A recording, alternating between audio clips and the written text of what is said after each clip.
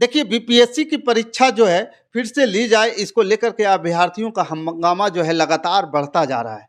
जैसे-जैसे हंगामा बढ़ रहा है, उनकी मांग बढ़ रही है दोबारा परीक्षा लेने की, वैसे-वैसे उस पर रणनीति भी हो रही है और राजनीति भी हो रही है। क्योंकि 2025 जो है चुनावी वर्ष बिहार के लिए बहुत सारे राजनीतिक दल इसमें रोटी सेकना चाहते हैं। बीपीएससी ने एक अपने परीक्षा केंद्र जो कि गांधी परीक्षा केंद्र है, जो काफ़ी बड़ा बनाया गया है, अत्याधुनिक बनाया गया है, उस परीक्षा केंद्र में हुई परीक्षा को कैंसिल कर दिया गया है और उसके लिए दोबारा परीक्षा लेने के लिए डेट भी घोषित कर दिया गया है। छात्रों का कहना है कि जब अपने एक परीक्षा केंद्र का दोबारा परीक्षा लेने का फैसला कर लिया है तो पूरे जो परीक्षा है उसको क्यों नहीं दोबारा लिया जाए। बीपीएससी का कहना है कि हमारे पास इस तरह के कोई सबूत नहीं है कि किसी अन्य सेंटर पर इस तरह की कोई गड़बड़ी हुई है।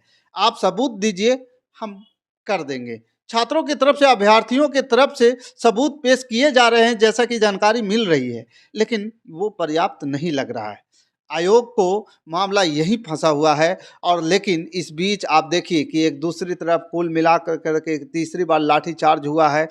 इस 17वीं बीपीएससी के प्रारंभिक परीक्षा को लेकर के पहली बार तो दिसंबर की शुरुआत में ही 6 दिसंबर के आसपास परीक्षा की डेट को बढ़ा देने के लिए हंगामा हुआ था बीपीएससी के दफ्तर पर। उसके बाद फिर 25 दिसंबर को जब अभ्यर्थी बीपीएससी के ऑफिस को घेराव करने जा रहे थे और तीसरा गांधी मैदान पर जिस प्रकार से हुआ, ये 3 बार जो है पुलिस ने बीपीएससी के जितने भी अभ्यर्थी पर लाठी चार्ज किए हैं 17वीं बीपीएससी परीक्षा के प्रारंभिक परीक्षा को लेकर के। ये देखिए, वो जितने भी विपक्षी दल हैं, वो छात्र हैं, आज एक साथ आ खड़े हो चुके हैं, लेकिन सरकार बिल्कुल मौन है, चुप है, सरकार कुछ नहीं बोल रही है। अब सवाल है कि सरकार चुप क्यों है, बोलना क्यों नहीं चाह रही है।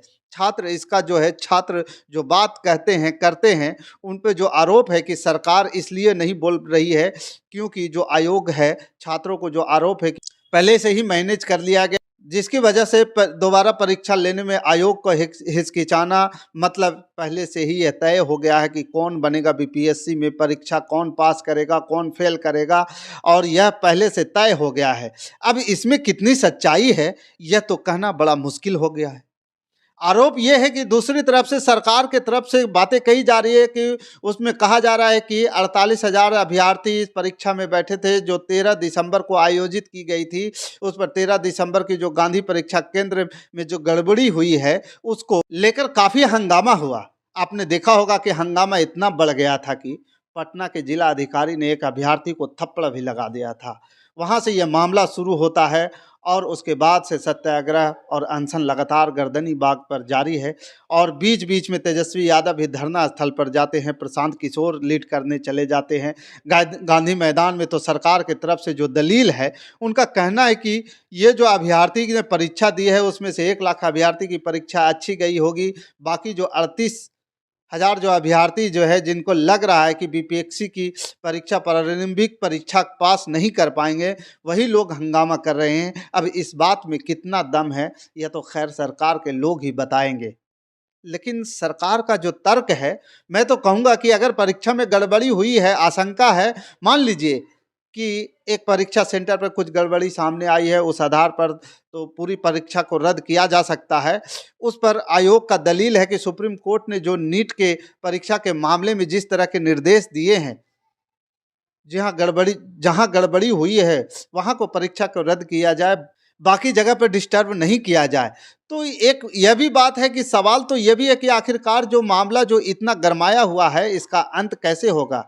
क्यों, कैसे ये खत्म होगा? एक बार फिर ये बड़ा सवाल बनता जा रहा है और विचारणीय है। ये सवाल है क्योंकि राजनीतिक दल और जो विपक्ष हैं, कभी इस मुद्दे को खत्म होने नहीं देना चाहते हैं। सरकार अगर चाहे तो 1 मिनट में मुद्दा खत्म हो सकता है कि परीक्षा रद्द करके दोबारा से परीक्षा ले लें, लेकिन उससे क्या होगा? सेशन सारे लेट हो जाएंगे और जो भी शेड्यूल परीक्षा के लिए शेड्यूल बनते हैं, तिथियां यानी कि जो डेट तय किए गए हैं, क्योंकि लगातार परीक्षाएं होनी हैं, लगातार वैकेंसी निकल रही है बिहार में, तो उस पर इसका असर पड़ेगा।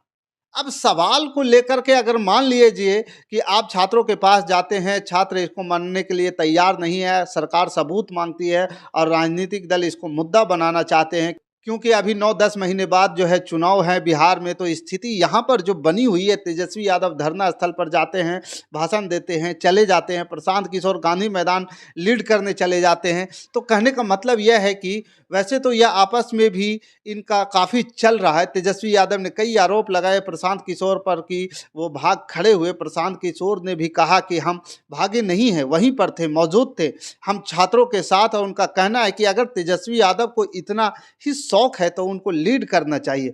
जो घायल छात्र हैं उनको देखने जाना चाहिए, धरना स्थल पर जाना चाहिए।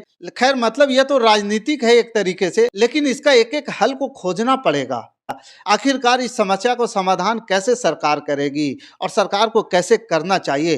थोड़ी-सी भी संशय अगर होती भी किसी भी चीज़ में, तो देखिए नौकरी का सवाल है और इस बार वैकेंसी भी बहुत ज़्यादा है, तो इसको लेकर के अभ्यर्थी को लगता है कि इस बार वैकेंसी ज़्यादा है, इस बार अगर नहीं हुआ तो आगे मुश्किल हो जाएगी।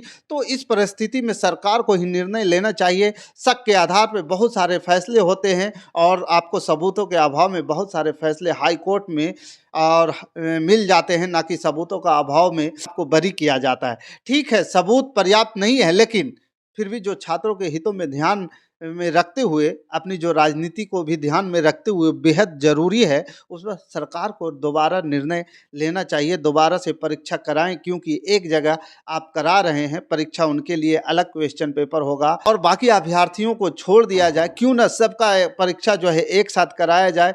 अगर सरकार इस बात को मानती है तो निश्चित तौर पर इस समस्या का हल हो सकता है। बाकी इस खबर के प्रति आपका क्या विचार है? आप हमें कमेंट कर ज़रूर बताइएगा। हमारे साथ बने रहने के लिए धन्यवाद। जय हिंद, जय भारत।